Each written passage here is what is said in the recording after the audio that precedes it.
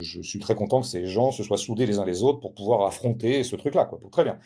Mais il y a un personnage qui visiblement deux, trois fois dans la série essaie de dire, ouais, enfin quand même, finalement, entre ce qu'on a subi ce soir-là au Bataclan et ce qui se passait en Syrie à la même époque, il y a peut-être un petit lien quand même.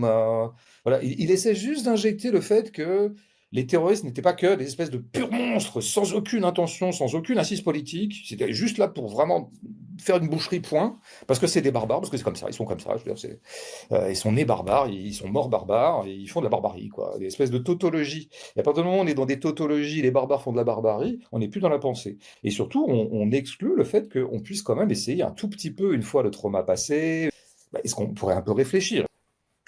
Autant de choses qui restent à évaluer d'ailleurs, mais encore faudrait-il qu'on nous permette d'essayer d'examiner l'hypothèse. Or, voilà, à chaque fois que ce groupe, vraiment, mais essaie d'émettre peut-être on pourrait aussi réfléchir en ces termes-là, il se fait mais alors rabrouer immédiatement par les 10 autres.